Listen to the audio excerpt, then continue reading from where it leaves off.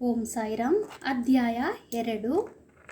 ಕೃತಿಯ ಧ್ಯೇಯ, ಕಾರ್ಯಕ್ಕೆ ತಕ್ಕ ಧೈರ್ಯ, ಏಮಾಡಪಂಥ ಎಂಬ ಬಿರುದು ಬಂದ ಬಗೆ, ಗುರುವಿನ ಅವಶ್ಯಕತೆ. ಮೂಲ ಮರಾಠಿ ಕೃತಿಯಲ್ಲಿ ಹಿಂದಿನ ಅಧ್ಯಯನದಲ್ಲಿ ಲೇಖಕರು ಈ ಕಾರ್ಯವನ್ನು ಕೈಗೊಂಡ ಬಗ್ಗೆ ಮತ್ತು ಯಾರು ಈ ಕೃತಿಯನ್ನು ಓದಲು ಅರ್ಹರು ಎಂಬುದು ತಿಳಿಯುವುದಾಗಿ ಹೇಳಿ, ಈಗ ಈ ಅಧ್ಯಯನದಲ್ಲಿ ಅದನ್ನು ನಿರೂಪಿಸಲಾಗಿದೆ.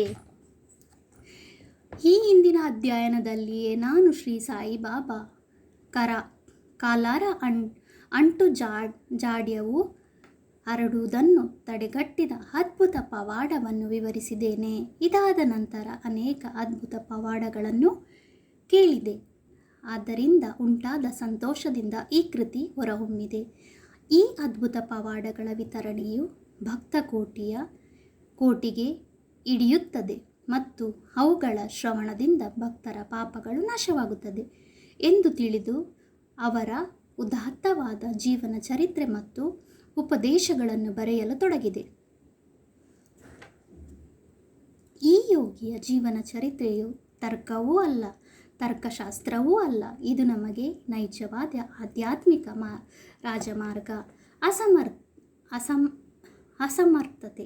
ಏಮಾಡಪಂಥರು ಈ ಕಾರ್ಯವನ್ನು ಕೈಗೊಳ್ಳಲು ತಮಗೆ ಯೋಗ್ಯತೆ ಸಾಲದೆಂದು ಭಾವಿಸಿದ್ದರು. ನನಗೆ ಯಾವ ಆತ್ಮ ಸ್ನೇಹಿತ ಜೀವನ ಚರಿತ್ರೆಯೂ ಗೊತ್ತಿರುವುದಿಲ್ಲ. ನನ್ನ ಜೀವನ ಚರಿತ್ರೆಯೇ ನನಗೆ ತಿಳಿಯದು. ಹೀಗಿರುವಾಗ ಓರ್ವ ಮಹಾಯೋಗಿಯ ಜೀವನ ಚರಿತ್ರೆ ಬರೆಯಲು ಸಾಧ್ಯವೇ? ಅವರ ಅವತಾರವನ್ನು ವಿವರಿಸಲು ಶಕ್ಯನೇ? ಮಹಾಯೋಗಿಗಳ ಜೀವನ ಚರಿತ್ರೆ ಬರೆಯಬೇಕಾದರೆ ಅವರು ಸಹ ಮಹಾಯೋಗಿಗಳ ಹಾಗೆಯೇ ಇರಬೇಕು. ಇಲ್ಲದಿದ್ದರೆ ಅವರ ಅನುಭವಗಳನ್ನು ಹೊರಗೆಡೆಯಲು ಹೇಗೆ ಸಾಧ್ಯವಾದೀತು? ಇದೊಂದು ಕ್ಲಿಷ್ಟ ಸಮಸ್ಯೆ. ಮಹಾಸಾಗರದ ಆಳವನ್ನು ಪತ್ತೆ ಹಚ್ಚಬಹುದು, ಗಗನಕ್ಕೆ ವಸ್ತ್ರವನ್ನು ಹೊದಿಸಬಹುದು. ಆದರೆ ಈ ಕೆಲಸ ಗುರುವಾದುದು. ನಂತರ ನಗೆಗೀಡಾದೆನು ಎಂದು ಹೇಳಿ ಸಾಯಿ ಅವರ ಆಶೀರ್ವಾದವನ್ನು ಬೇಡಿದೆ ಎಂಬುದು ಕವಿ ಹೇಮಾಡಪಂಥರು ಹೇಳಿರುತ್ತಾರೆ. ಅತ್ಯಂತ ಹೆಸರುವಾಸಿಯಾದ ಮಹಾರಾಷ್ಟ್ರದ ಕವಿಯೋಗಿಗಳಾದ ಶ್ರೀ ಜ್ಞಾನೇಶ್ವರ ಮಹಾರಾಜರು ಈ ರೀತಿ ಹೇಳಿದ್ದಾರೆ. ಮಹಾಯೋಗಿಗಳು ಭಕ್ತರಿಂದ ತಮ್ಮದೇ ಆದ ವಿಚಿತ್ರ ರೀತಿಯಿಂದ ತಮ್ಮ ಕೆಲಸವನ್ನು ನೆರವೇರಿಸಿಕೊಳ್ಳುತ್ತಾರೆ.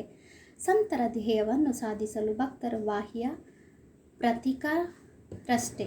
ಸುಮಾರು 1800 ದಶಕರಲ್ಲಿ ಕವಿ ಮಹಾಪತಿಯವರು ಮಹಾಯೋಗಿಗಳ ಅದ್ಭುತ ಜೀವನ ಚರಿತ್ರೆಯನ್ನು ಬರೆಯಲು ಉತ್ಸುಕರಾದರು.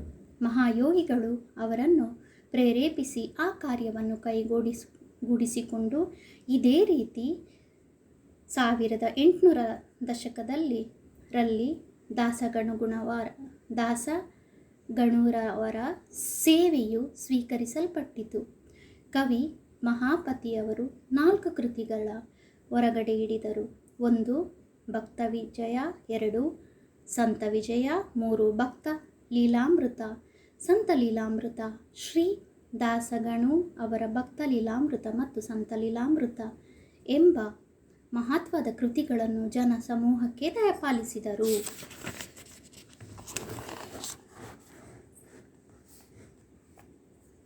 ಇವುಗಳಲ್ಲಿ ಅನೇಕ ನವ್ಯ ಮಹಾಯೋಗಿಗಳ ಜೀವನ ಚರಿತ್ರೆ ಉಲ್ಲೇಖಿಸಲ್ಪಟ್ಟಿದೆ. ಭಕ್ತ ಲೀಲಾಮೃತ 31, 32ನೇ ಮತ್ತು 33ನೇ ಅಧ್ಯಾಯಗಳಲ್ಲಿಯೂ ಮತ್ತು ಸಂತ ಲೀಲಾಮೃತ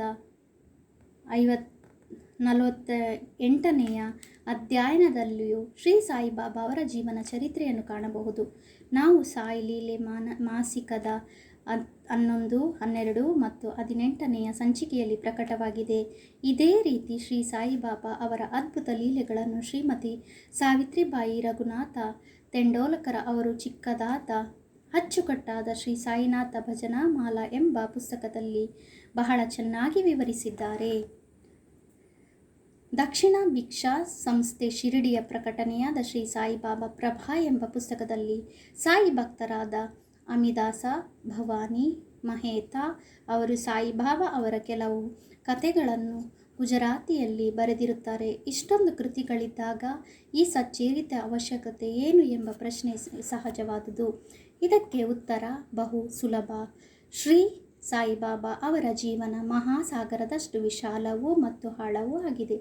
ಯಾರು ಬೇಕಾದರೂ ಈ ಮಹಾಸಾಗರದಲ್ಲಿ ಮುಳುಗಿ ಜ್ಞಾನ ಮತ್ತು ಭಕ್ತಿ ಎಂಬ ಅನರ್ಘ ರತ್ನಗಳನ್ನು ತೆಗೆದು ಭಕ್ತ ಕೋಟೆಗೆ ಹಂಚಬಹುದು. ಇವರ ಕಥೆಗಳು, ಉಪದೇಶಗಳು ಮತ್ತು ನೀತಿ ಪಾಠಗಳು ಬಹಳ ಅದ್ಭುತವಾಗಿದೆ. ಯಾರು ದುಃಖದಿಂದ ನೊಂದಿರುತ್ತಾರೆಯೋ, ಪ್ರಾಪಂಚಿಕ ಜೀವನದಲ್ಲಿ ಜಿಗುಪ್ಸೆ ಹೊಂದಿರುತ್ತಾರೆಯೋ ಅಂಥವರಿಗೆ ಇವು ಶಾಂತಿ ಮತ್ತು ಸಂತೋಷವನ್ನು ನೀಡುತ್ತದೆ. ಪ್ರಾಪಂಚಿಕ ಮತ್ತು ಪಾರಮಾರ್ಥಿಕ ವಿಷಯಗಳಲ್ಲಿ ಅವರಿಗೆ ಜ್ಞಾನವನ್ನು, ಅರಿವನ್ನು ಉಂಟು ಮಾಡುತ್ತದೆ. ವೇದಗಳಂತೆ ಅಭಿರುಚಿ ಮತ್ತು ಬೋಧಪ್ರದವಾದ ಶ್ರೀ ಸಾಯಿಬಾಬಾ ಅವರ ಉಪದೇಶಗಳು ಯಾರು ಶ್ರದ್ಧೆಯಿಂದ ಕೇಳುತ್ತಾರೆಯೋ ಅವರ ಅಭಿಷ್ಟಗಳು ಸಿದ್ಧಿಯಾಗುವುದು. ಈ ಕಥೆಯನ್ನು ಸಂಗ್ರಹಿಸಿ ಇಡುವುದೇ ನನ್ನ ಮುಖ್ಯೋಪಾಸನೆ. ಶ್ರೀ ಸಾಯಿಬಾಬಾ ಅವರ ದರ್ಶನವನ್ನು ಯಾರಿಗೆ ಪಡೆಯಲು ಆಗಲಿಲ್ಲವೋ ಅಂಥವರಿಗೆ ಈ ಕೃತಿ ಸಂತೋಷವನ್ನು ದೊರಕಿಸುತ್ತದೆ. ಆದ್ದರಿಂದ ಈ ಕಾರ್ಯದಲ್ಲಿ ನಾನು ಅನುವಾದೆ. ನಾನು ನನ್ನದೇ ಎಂಬ ಅಹಂಕಾರವನ್ನು ಅವರ ದಿವ್ಯ ಚರಣವಿಂದಗಳಲ್ಲಿ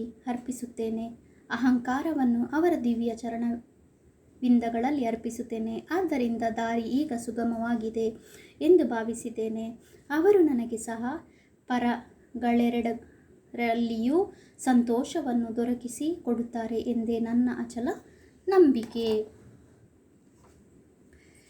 ನಾನೇ ಸ್ವತಃ ಬಾಬಾ ಅವರ ಅಪ್ಪಣೆ ಪಡೆಯಲಿಲ್ಲ. ಆದುದರಿಂದ ಅವರ ಆತ್ಮೀಯ ಸಖರಾದ ಮಾಧವರಾವ ದೇಶಪಾಂಡೆ ಅವರನ್ನು ತನ್ನ ಪರವಾಗಿ ಮಾತನಾಡಲು ಬೇಡಿಕೊಂಡೆ. ಅವರು ಈ ವಿಚಾರವನ್ನು ಬಾಬಾ ಅವರಿಗೆ, ಆ ಅಣ್ಣ ಸಾಹೇಬರು ನಿಮ್ಮ ಜೀವನ ಚರಿತ್ರೆ ಬರೆಯಲು ಉತ್ಸುಕರಾಗಿದ್ದಾರೆ. ನಾನು ಬಡ ಫಕೀರ, ನನ್ನ ಜೀವನ ಚರಿತ್ರೆಯ ಅವಶ್ಯಕತೆ ಇಲ್ಲ ಎಂದು ದಯವಿಟ್ಟು ಹೇಳಬೇಡಿ. ನೀವು ಒಪ್ಪಿದರೆ ಅವರು ಬರೆಯಲು ಅನುವಾಗುತ್ತಾರೆ. ತಮ್ಮ ಚರಣ ಸೇವಾ ಬಲವೇ ಈ ಕೆಲಸವನ್ನು ಪೂರ್ತಿ ಮಾಡಿಕೊಳ್ಳುತ್ತದೆ. ನಿಮ್ಮ ಒಪ್ಪಿಗೆ ಮತ್ತು ಆಶೀರ್ವಾದವಿಲ್ಲದೆ ಯಾವ ಕಾರ್ಯವೂ ಯಶಸ್ವಿಯಾಗಿ ಮರೆಯಲಾಗದು ಎಂದು ತಿಳಿಸಿದರು. ಆಗ ಬಾಬಾ ಅವರ ಮನ ಕರಗಿ ನನ್ನ ಮಸ್ತಕದ ಮೇಲೆ ಅಭಯ ಹಸ್ತ ಇಟ್ಟು ಉದಿ ನೀಡಿ ಆಶೀರ್ವದಿಸಿ, ನನ್ನ ಕಥೆಗಳನ್ನು ಮತ್ತು ಅನುಭವಗಳನ್ನು ಸಂಗ್ರಹ ಮಾಡು, ಟಿಪ್ಪಣಿಗಳನ್ನಿಡು, ನಾನು ಸಹಾಯ ಮಾಡುತ್ತೇನೆ. ನೀನು ಕೇವಲ ಬಾಹ್ಯ ಪ್ರತೀಕ. ನಾನೇ ನನ್ನ ಜೀವನ ಚರಿತ್ರೆಯನ್ನು ಬರೆದು ಭಕ್ತರ ಅಭಿಷೇಕಗಳನ್ನು ಈಡೇರಿಸುತ್ತೇನೆ. ಅಹಂಕಾರವನ್ನು ತೊರೆದು ನನ್ನ ಪಾದ ರವಿಂದಗಳನ್ನು ಆಶ್ರಯಿಸು ಎಂದರು.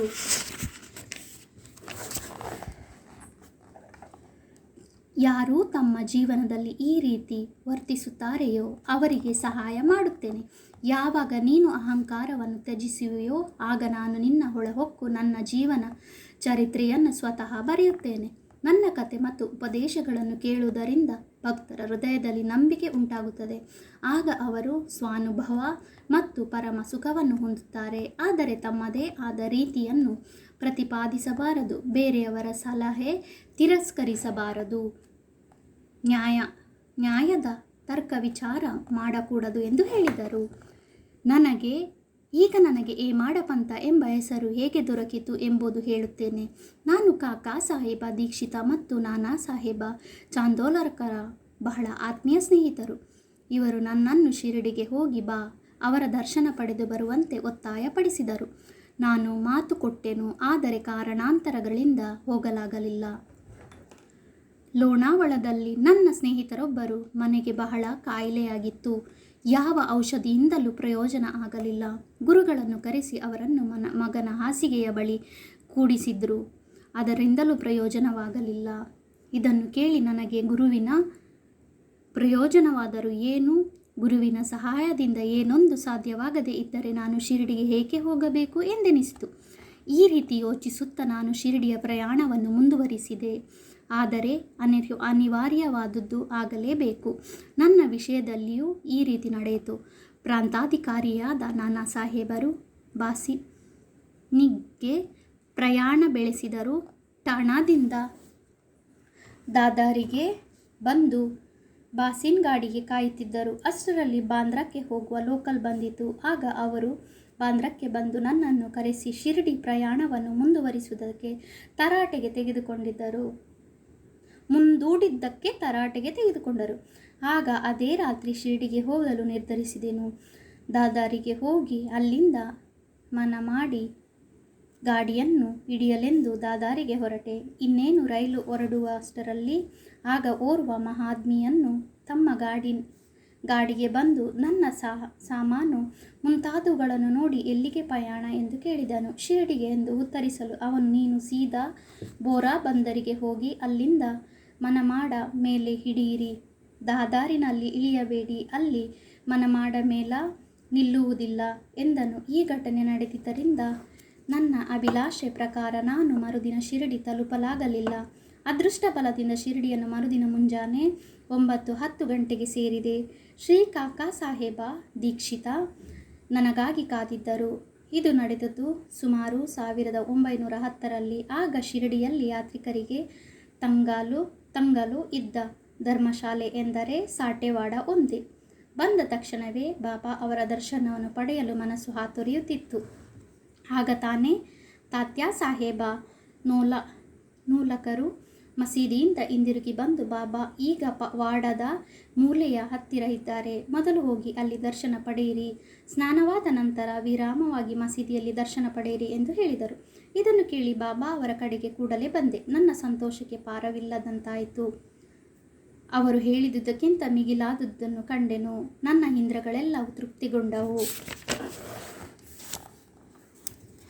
ಹಸಿವು ನೀರಡಿಕೆ ದೂರವಾದವು. ಶ್ರೀ ಬಾಬಾ ಅವರ ಚರಣವಿಂದಗಳ ಸ್ಪರ್ಶವಾದ ಕೂಡಲೇ ನಾನು ಪುನರ್ಜನ್ಮ ಹೊಂದಿದಂತಾಯಿತು.